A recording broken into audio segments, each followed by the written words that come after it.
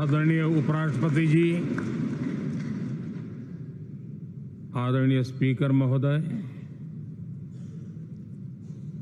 मंच पर विराजमान सभी वरिष्ठ महानुभाव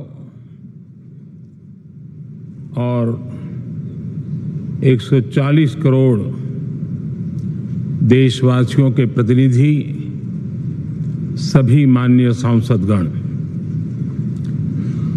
आपको और देशवासियों को गणेश चतुर्थी की अनेक अनेक शुभकामनाएं।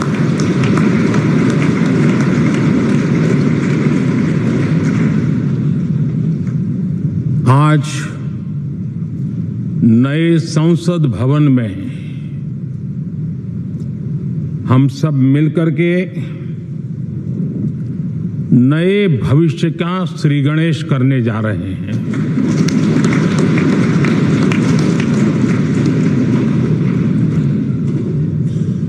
आज हम यहां विकसित भारत का संकल्प दोहराना, फिर एक बार संकल्पबद्ध होना और उसको परिपूर्ण करने के लिए जी जान से जुटने के इरादे से नए भवन की तरफ प्रस्थान कर रहे हैं।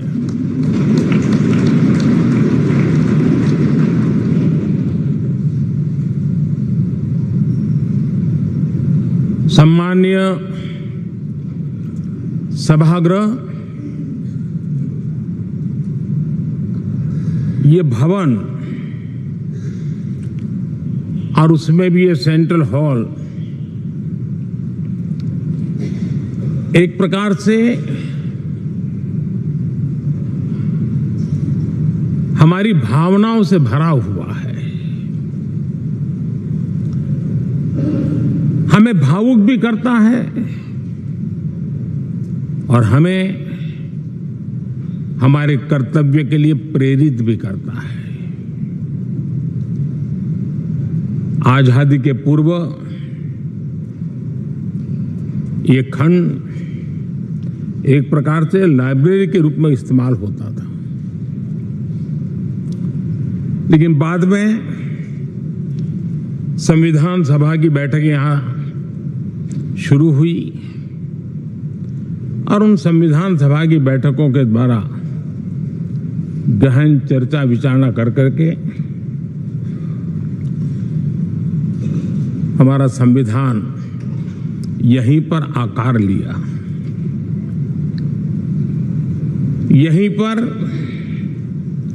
1947 में अंग्रेजी हुकूमत ने सत्ता हस्तांतरण किया, उस प्रक्रिया का भी साक्षी हमारा ये सेंट्रल हॉल है।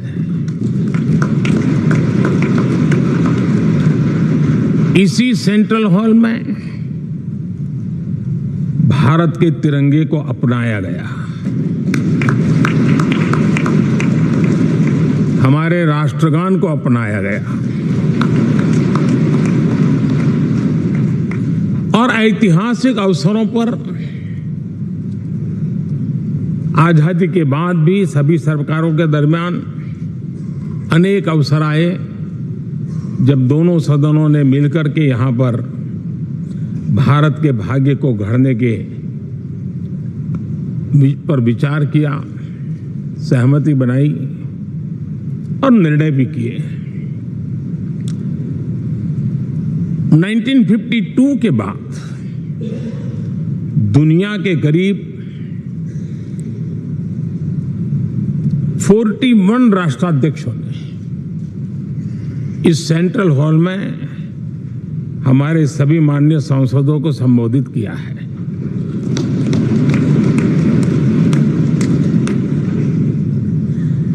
हमारे राष्ट्रपति महोदयों के द्वारा 86 बार यहां संबोधन किया गया है।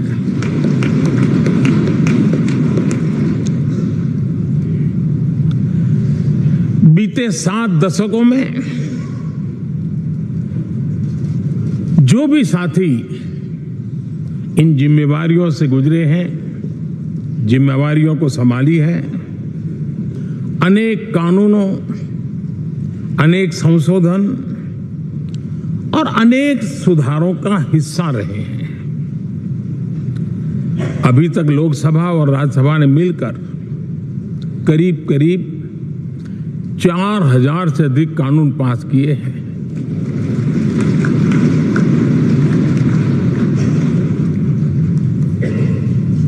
और कभी जरूरत पड़ी तो ज्वाइंट सेशन के माध्यम से भी कानून पारित करने की दिशा में रणनीति बनानी पड़ी और उसके तहत भी दहेज रोकथाम कानून हो, बैंकिंग सर्विस कमीशन बिल हो, आतंक से लड़ने के लिए कानून हो, ये संयुक्त सत्र में पास किए गए हैं, इसी गृह में पास किए गए। इसी संसद में मुस्लिम बहन बेटियों को न्याय की जो प्रतीक्षा थी, शाहबानो केस के कारण कुछ गाड़ी उल्टी पार्टी पर चढ़ गई थी, इसी सदन ने हमारी उस गलतियों को ठीक किया और 3 तलाक विरुद्ध कानून हम सब ने मिलकर के पारित किया।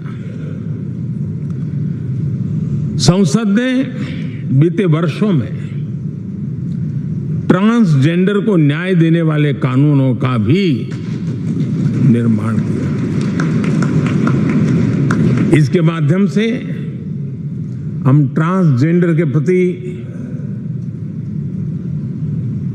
सद्भाव और सम्मान के भाव के साथ उनको नौकरी, शिक्षा, स्वास्थ्य, बाकी जो सुविधाएं हैं एक गरिमा के साथ प्राप्त कर सके, इसकी दिशा में हम आगे बढ़े।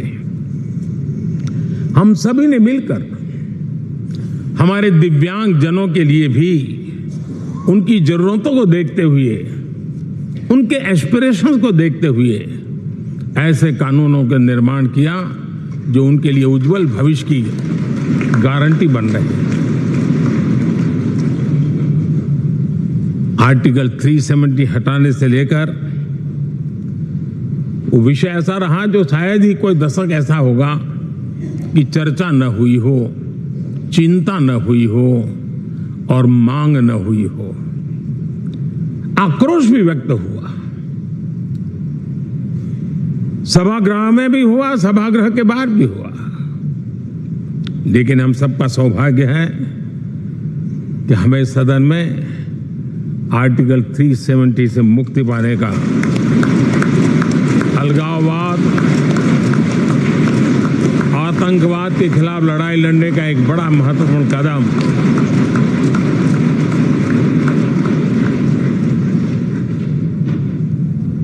और इस महत्वपूर्ण काम में माननीय सांसदों की, संसद की बहुत बड़ी भूमिका है।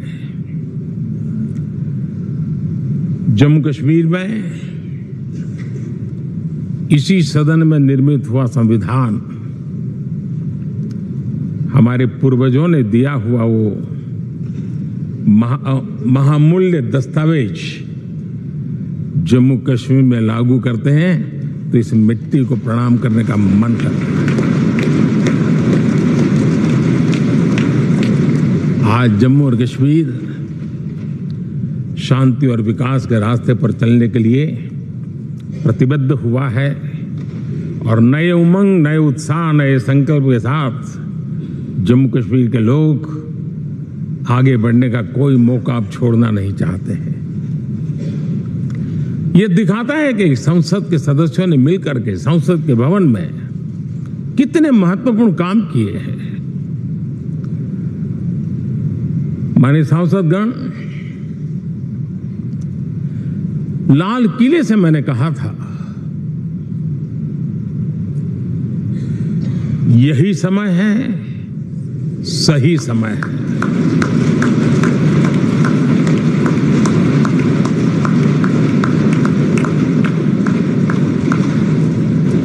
एक के बाद एक घटनाओं की तरफ हम नजर करेंगे।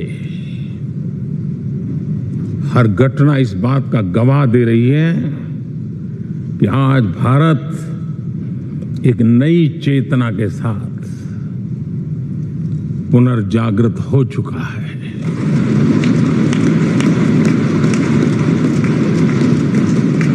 भारत नई ऊर्जा से भर चुका है और यही चेतना, यही ऊर्जा इस देश के कोटि कोटि जनों के सपनों को संकल्प में परिवर्तित कर सकती है और संकल्प को परिश्रम की पराकाष्ठा कर करके सिद्धि तक पहुंचा सकती है। ये हम देख सकते हैं।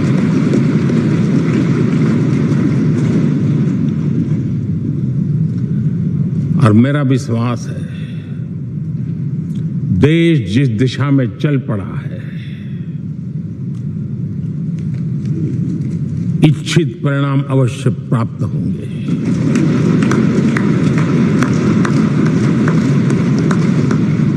हम गति जितनी तेज करेंगे, परिणाम उतने जल्दी मिलेंगे।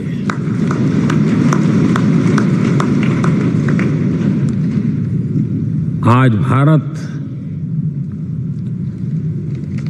5वीं अर्थव्यवस्था पर पहुंचा है, लेकिन पहले 3 में पहुंचने के संकल्प के साथ बढ़ रहा है।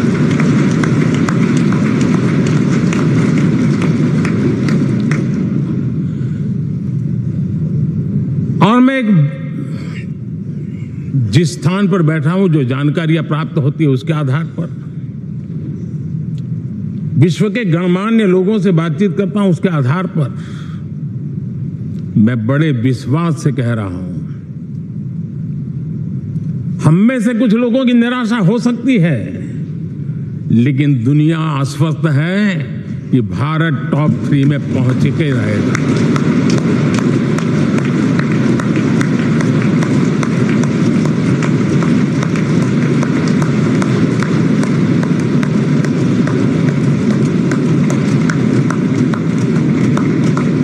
भारत का बैंकिंग सेक्टर आज अपनी मजबूती के कारण से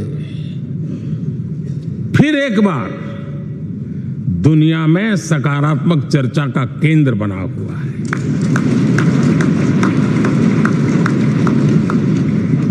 भारत का गवर्नेंस का मॉडल, यूपीआई,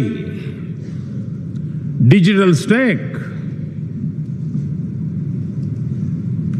मैं इस G20 में देख रहा था, मैंने बाली में भी देखा। टेक्नोलॉजी की दुनिया को लेकर के भारत का नौजवान जिस प्रकार से आगे बढ़ रहा है, पूरे विश्व के लिए कौतुक भी है, आकर्षण भी है और स्वीकृति भी है।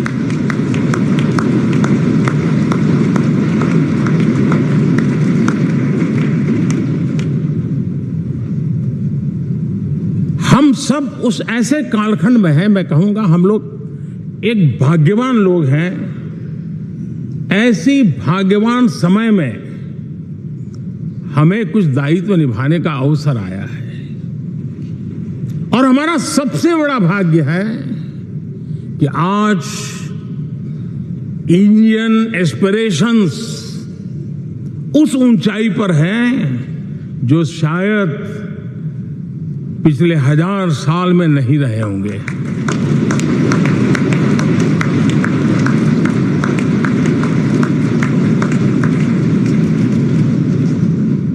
गुलामी के जंजीरों ने उसके एस्पिरेशंस को दबोच के रखा था।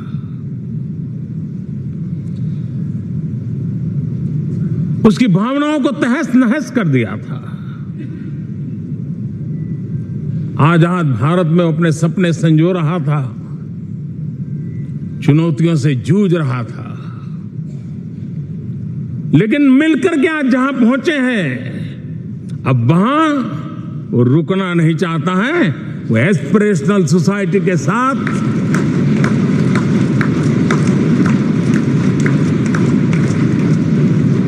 लक्ष्य गढ़ना चाहता है।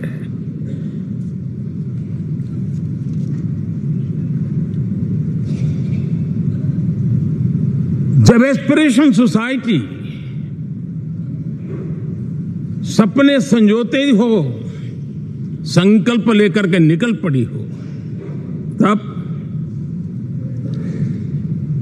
पुराने कानूनों से मुक्ति पाकर नए कानूनों का निर्माण करके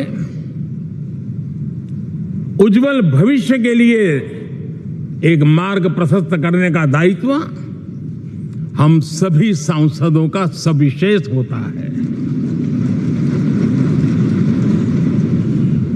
संसद में बनने वाला हर कानून, संसद में होने वाली हर चर्चा, संसद से जाने वाला हर संकेत इंडियन एस्पिरेशन को बढ़ावा देने के लिए ही होना चाहिए। ये हम सबकी भावना भी है, कर्तव्य भी है और एक एक देशवासी की हमसे अपेक्षा भी है।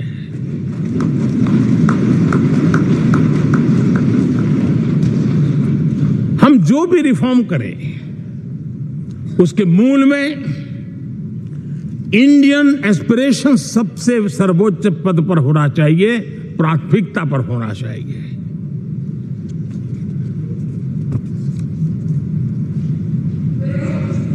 लेकिन मैं बहुत सोच समझ करके कहना चाहता हूं, क्या कभी छोटे कैनवास पर कोई बड़ा चित्र बना सकता है क्या?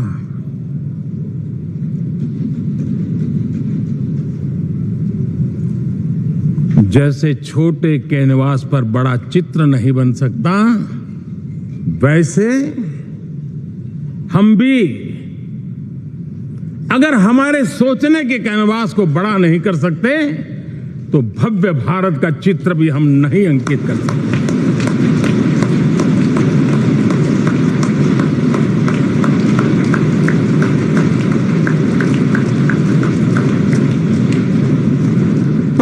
साल का हमारे पास अनुभव है। हमारे पूर्वजों ने जो कुछ भी रास्ते बनाए उससे हमने सीखा है। हमारे पास एक बहुत बड़ी विरासत है।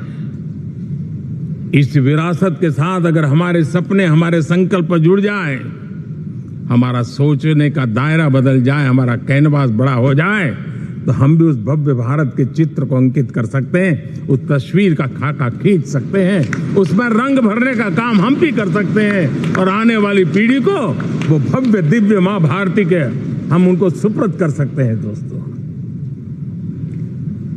अमृतकाल के 25 वर्षों में भारत को अब बड़े कैनवास पर काम करना ही होगा। अब हमारे लिए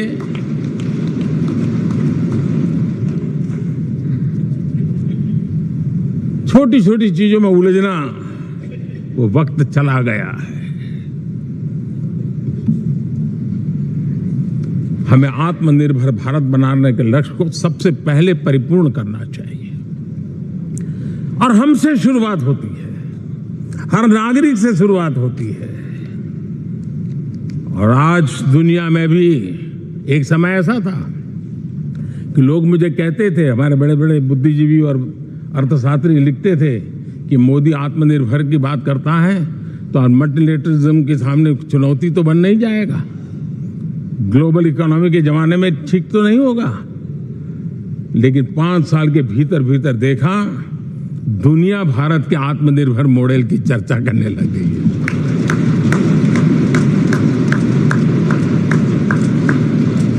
और कौन हिंदुस्तानी नहीं चाहेगा कि डिफेंस सेक्टर में आत्मनिर्भर हो, एनर्जी सेक्टर में हम आत्मनिर्भर हो, एडिबल ऑयल, क्या इस देश को आत्मनिर्भर नहीं होना चाहिए? कृषि प्रधान देश हम कहते हैं, खाने का तेल क्या अब देश बाहर से लाएगा? बहुत समय की मांग है कि हमें आत्मनिर्भर भारत को संकल्प को पूरा करना ये हम सबका दायित्व है। उसमें दल आड़े नहीं आते हैं, सिर्फ दिल चाहिए, देश के लिए चाहिए।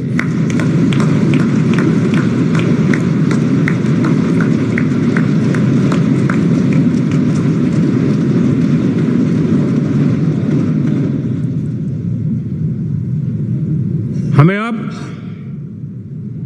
मैन्युफैक्चरिंग सेक्टर में दुनिया में सर्वश्रेष्ठ बनने की दिशा में ही कदम रखने होंगे। और मैंने इकबाल लाल किले से कहा था, जीरो डिफेक्ट जीरो इफेक्ट। हमारे प्रोडक्ट में कोई डिफेक्ट ना हो, हमारी प्रक्रिया में पर्यावरण पर कोई इफेक्ट ना हो, ऐसा जीरो डिफेक्ट जीरो इफेक्ट वाला हमें दुनिया के सामने मैन्युफैक्चरिंग क्षेत्र में जाना होगा। हमारे डिजाइनर,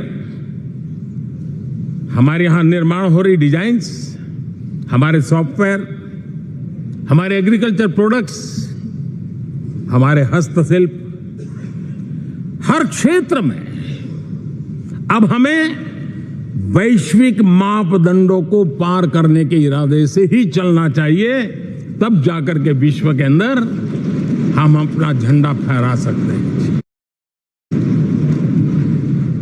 मेरे गांव में मेरा सबसे अच्छा माल हो, इतनी बात नहीं चलेगी। मेरे राज्य में मेरा सबसे अच्छा प्रोडक्ट नहीं चलेगा, मेरे देश में मेरा सबसे अच्छा प्रोडक्ट नहीं चलेगा, दुनिया में मेरा प्रोडक्ट सबसे अच्छा होगा।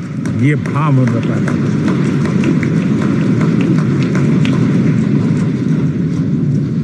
हमारी यूनिवर्सिटीज दुनिया के अंदर टॉप रैंकिंग में आए, अभी इसमें हमें पीछे नहीं रहना है। हमारे शिक्षा जगत को नई नेशनल एजुकेशन पॉलिसी मिली है, एक खुलापन है, सर्व स्वीकृत बनी है। उसके सहारे अब हमें चल पड़ना है। और दुनिया के टॉप मोस्ट यूनिवर्सिटीज में अभी जब G20 में विश्व के मेहमान आए तो मैंने नालंदा की एक तस्वीर रखी थी वहां। और जब मैं दुनिया को कहता था 1500 साल पहले मेरे देश में दुनिया की उत्तम से उत्तम यूनिवर्सिटी हुआ करती थी, तो उन सुनते ही रह जाते थे। लेकिन हमें उसे प्रेरणा लेनी है, पर प्राप्त तो अभी करके रहना है। ये हमारा संकल्प है। आज हमारे देश का नौजवान खेल जगत के अंदर दुनिया में हमारी पहचान बना रहा है। टियर 2 टियर 3 सिटी से, गांव गरीब परिवारों से, गांव से देश के नौजवान, देश की बेटे बेटियां आज खेलकूद के जगत जीवन में हमारा नाम रोशन कर रही है। लेकिन देश चाहता है और देश का संकल्प होना चाहिए कि अब खेलकूद के हर पोडियम पे हमारा तिरंगा भी लहराता होगा।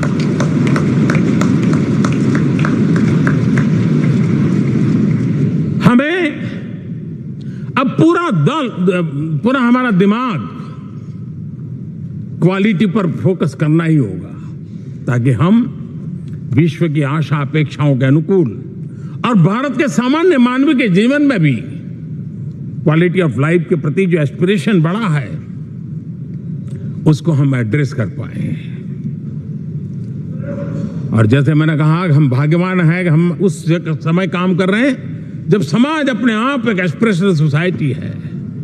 हमारा और भी एक भाग्य है कि हम उस समय हैं जब हिंदुस्तान युवा देश है।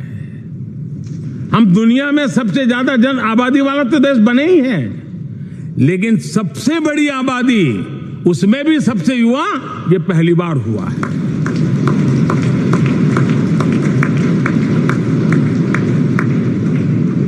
जिस देश के पास ये युवा शक्ति हो, युवा सामर्थ्य हो, तब हमें उसकी टैलेंट पे भरोसा है, हमें उसकी संकल्प शक्ति पे भरोसा है, उसकी साहस में हमें भरोसा है। और इसलिए हम चाहते हैं कि दुनिया में भारत का युवा अग्रिम पंक्ति में नजर आना चाहिए, वो स्थिति पैदा होनी चाहिए। आज पूरी दुनिया को स्किल मैन पावर की बहुत बड़ी जरूरत है और भारत विश्व की इस आवश्यकता की पूर्ति के लिए अपने आप को सज्ज कर सकता है और उन आवश्यकताओं को पूरी कर करके दुनिया में अपनी एक जगह भी बना सकता है। और इसलिए विश्व में उनकी आवश्यकता के लिए किस प्रकार के मैन पावर की जरूरत है, किस प्रकार के उनको ह्यूमन रिसोर्स की जरूरत है, उस स्किल मैपिंग का काम भी चल रहा है। और उस स्किल मैपिंग के अनुसार भारत के अंदर स्किल डेवलपमेंट की तरफ हम बल दे रहे हैं। और जितना ज्यादा हम स्किल डेवलपमेंट पर बल देंगे, भारत के नौजवानों का सामर्थ्य विश्व में अपना डंका बजाने में कोई कमी नहीं रखेगा। और हिंदुस्तानी जहां गया है उसने अच्छाई की छाप छोड़ी है, कुछ कर गुजरने की छाप छोड़ी है। ये सामर्थ्य हमारे अंदर पहले से पड़ा हुआ है। और हमारे पहले जो लोग गए हैं उन्होंने इससे छवि भी बना के रखी हुई है। आपने देखा होगा पिछले दिनों करीब 150 नर्सिंग कॉलेज एक साथ खोलने का निर्णय किया। पूरे दुनिया में बहुत बड़ी रिक्वायरमेंट है नर्सिंग की। हमारी बहन, हमारी बेटियां, हमारे बेटे उस क्षेत्र में दुनिया में पहुंच सकते हैं, आसानी से पहुंच सकते हैं। पूरे विश्व की जरूरत है और ये तो मानवता का काम है जिसमें हम पीछे नहीं रहेंगे। आज मेडिकल कॉलेजेस का इतना व्यापक रूप से निर्माण देश की आवश्यकता तो पूरी करनी ही करनी है, दुनिया की आवश्यकताओं में भी योगदान दे सकते हैं। कहने का तात्पर्य यही है, हर छोटी चीज पर बारीकी से ध्यान देते हुए, उस पर अपना ध्यान केंद्रित करते हुए हमें आगे बढ़ना है। हमें भविष्य के लिए सही समय पर सही फैसले भी लेने होते हैं। हम फैसलों को टाल नहीं सकते हैं। हम राजनीतिक लाभ नुकसान के गणा भागित के भाग के अंदर अपने आप को बंधी नहीं बना सकते हैं। हमें तो देश के एस्पिरेशन के लिए हिम्मत के साथ नए निर्णय करने होते हैं। आज सोलर पावर के सफल मूवमेंट्स हमारी भावी पीढ़ी के लिए एनर्जी क्राइसिस से मुक्ति की गारंटी दे रहा है। आज मिशन हाइड्रोजन आने वाले दिनों में जो एनवायरमेंट की चिंता है, जो टेक्नोलॉजी में बदलाव आ रहा है, उसके समाधान का रास्ता देने का सामर्थ्य रखती है। आज हमारा सेमीकंडक्टर जिस प्रकार से जीवन चलाने में हमारे हृदय की जरूरत रहती है, वैसे ही आज हमारी टेक्नोलॉजी चिप्स के बिना चल नहीं सकती और सेमीकंडक्टर उसके लिए बहुत अनिवार्य है। उस दिशा में हम आगे जाकर के इलेक्ट्रॉनिक मैन्युफैक्चरिंग में कोई रुकावट ना आए और जीवन कहीं अटक न जाए, उसके लिए एक बहुत बड़ी मात्रा में हम काम कर रहे हैं। जल जीवन मिशन, हर जिले में 75 अमृत सरोवर, हमारी भावी पीढ़ी को, हमारे बच्चों को, बच्चे उनको कभी पानी के बिना तरसना न पड़े, इसकी चिंता हम आज कर रहे हैं। विश्व के बाजार में हमारा हर व्यापार कारोबार पहुंचे, कॉम्पिटिटिव ताकत के साथ खड़ा रहे, लॉजिस्टिक सिस्टम को और अधिक कम खर्च वाला बनाना, एफिशिएंट बनाना, उस दिशा में हम बहुत नीतियां लेकर के चल रहे हैं। आज समय की मांग है कि भारत का एक ऐसा भारत का हम निर्माण करें। नॉलेज, इनोवेशन, ये समय की मांग है और दुनिया में हमें अग्रिम पंक्ति में जाने का ये रास्ता भी है। और इसीलिए पिछले हमने समय नेशनल एजुकेशन पॉलिसी के साथ साथ टेक्नोलॉजी के बढ़ावे के लिए हमने रिसर्च और इनोवेशन का एक कानून भी पारित किया है, ताकि हमारे देश के नौजवानों को इस इनोवेशन के और चंद्रयान 3 की सफलता के बाद देश के नौजवानों के मन में विज्ञान की तरफ आकर्षण बढ़ रहा है। हमें मौका गंवाना नहीं है। हमारी युवा पीढ़ी को हमने रिसर्च और इनोवेशन के लिए पूरे अवसर देने हैं और इस इकोसिस्टम को बनाने के लिए हमने एक उज्जवल भविष्य के निर्माण की नींव रखी है। आदरणीय बंधुगण, सामाजिक न्याय ये हमारी पहली शर्त है। बिना सामाजिक न्याय, बिना संतुलन, बिना समभाव, बिना समत्व हम इच्छित परिणामों को घर के भीतर प्राप्त नहीं कर सकते। लेकिन सामाजिक न्याय की चर्चा बहुत सीमित बन के रह गई। हमें उसको व्यापक रूप में देखना होगा। हम किसी गरीब को कोई सुविधा दें, किसी समाज में दबे कुचले व्यक्ति को कोई सुविधा दें, वो तो सामाजिक न्याय की एक प्रक्रिया है। लेकिन उसके घर तक पक्की सड़क बन जाए ना, वो भी सामाजिक न्याय के लिए उसको मजबूती देती है। उसके घर के नजदीक में बच्चों के लिए अगर स्कूल खुल जाए तो वो भी उसको सामाजिक न्याय की मजबूती देती है। उसको बिना खर्च अगर आरोग्य में समय की जरूरत पड़े वो मिले, तब जाकर के सामाजिक न्याय की मजबूती मिलती है। और इसलिए जिस प्रकार से समाज व्यवस्था में सामाजिक न्याय जरूरत है, वैसा ही राष्ट्र व्यवस्था में सामाजिक न्याय की आवश्यकता है। अब देश का कोई हिस्सा पीछे रह जाए, अविकसित रह जाए, ये भी सामाजिक न्याय के खिलाफ है। दुर्भाग्य से देश का पूर्वी इलाका, भारत का पूर्वी भाग जो समृद्धि से भरा हुआ है, लेकिन वहां के नौजवानों को रोजगार के लिए दूसरे इलाके में जाना पड़ रहा है। ये स्थिति हमें बदलनी है।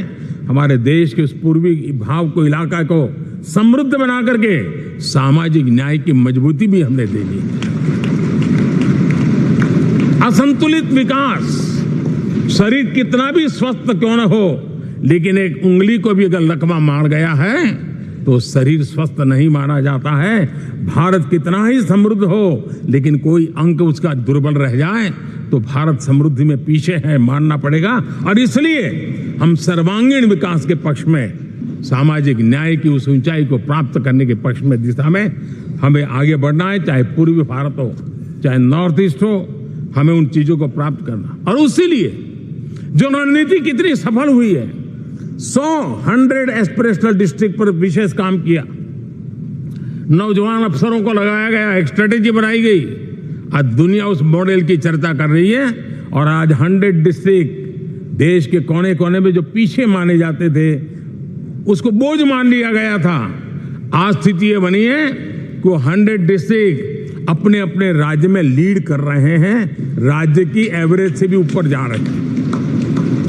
और इस सफलता को देख करके, सामाजिक न्याय की इस भावना को मजबूत करते हुए 100 डिस्ट्रिक्ट में से आगे बढ़ करके अब जमीनी स्तर पर ले जाने के लिए 500 ब्लॉक तक उनको एस्पिरेशनल डिस्ट्रिक्ट ब्लॉक के नाते आइडेंटिफाई करके उसको मजबूती करने देने का काम चल रहा है। और मुझे विश्वास है ये एस्पिरेशनल ब्लॉक्स है, वो एक विकास का नया मॉडल बनने वाले हैं। वो एक प्रकार से देश के विकास के एक नए ऊर्जा केंद्र बनने की संभावना रखते हैं। और उस दिशा में भी हम आगे बढ़ रहे हैं। माननीय सांसदगण, आज विश्व की नजर भारत पर है। शीत युद्ध के समय हमारी पहचान कूटनिरपेक्ष देश के रूप में रही। उस समय की जो जरूरत थी, उसके जो लाभ होने थे, उस समय से हम गुजरे हैं। लेकिन अब भारत का स्थान कुछ और बना है। और इसलिए उस समय कूटनिरपेक्ष की अवस्था आवश्यक होगी। आज हम उस नीति को लेकर के चल रहे हैं, जिस नीति को अगर हमें पहचानना है तो विश्व मित्र के रूप में हम आगे बढ़ रहे हैं। हम दुनिया से मित्रता कर रहे हैं, दुनिया हमारे में मित्र खोज रही है। ये शायद विश्व में एक भारत ने, और दूरी नहीं, हो सके उतनी निकटता, उस रास्ते पर चल करके भी हम अपने विश्व मित्र के रूप में भाव आज सफलतापूर्वक आगे बढ़ा रहे हैं। और मुझे लगता है कि इसका लाभ आज भारत को हो रहा है। भारत आज दुनिया के लिए एक स्टेबल सप्लाई चेन के रूप में उभर रहा है। और आज विश्व की ये जरूरत है। और उस आवश्यकता की पूर्ति करने का काम G20 में भारत ग्लोबल साउथ के आवाज बनकर के उभरा है। ये बीज G20 समिट में जो बीज बोया गया है, मेरे देशवासी आने वाले समय देखेंगे कि वो ऐसा वटवृक्ष बनने वाला है, ऐसा वटवृक्ष बनने वाला है, विश्वास का ऐसा वटवृक्ष बनने वाला है जिसकी साया में आने वाली पीढ़ियां सदियों तक एक गर्व के साथ अपना सीना तान करके खड़ी रहेगी। ये मुझे विश्वास है।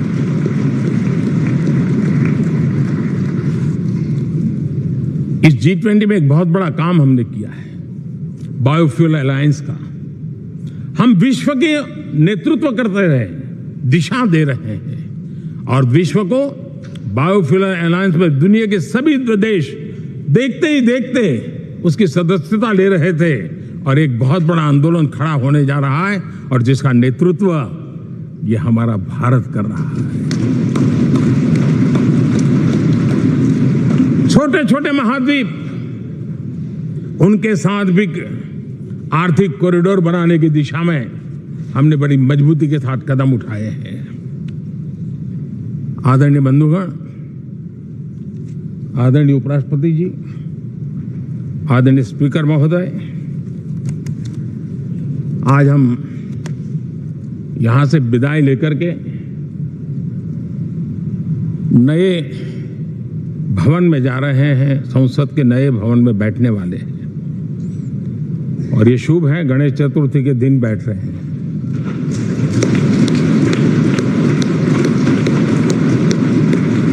लेकिन मैं एक आप दोनों महानुभावों को एक प्रार्थना कर रहा हूं, एक विचार आपके सामने रख रहा हूं।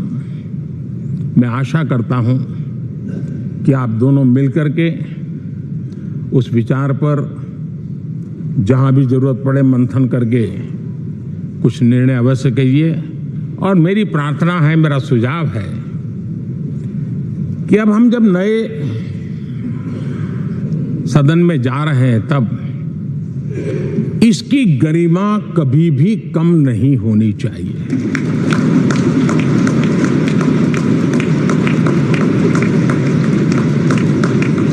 इसे सिर्फ पुरानी पार्लियामेंट कह करके छोड़ दें, ऐसा नहीं होना चाहिए।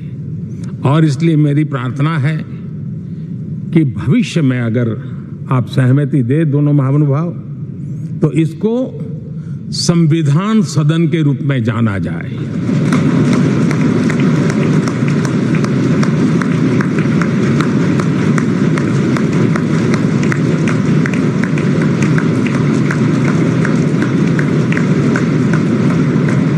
ताकि ये हमेशा हमारे रक्षक के लिए हमारी जीवन प्रेरणा बनी रहेगी। और जब संविधान सदन कहेंगे तब उन महापुरुषों का याद भी उसके साथ जुड़ जाएगी जो कभी संविधान सभा में यहां बैठा करते थे, गणमान्य महापुरुष बैठा करते थे। और इसलिए भावी पीढ़ी को ये तोहफा भी देने का अवसर हमें जाने नहीं देना चाहिए। मैं फिर एक बार इस पवित्र भूमि को प्रणाम करता हूं।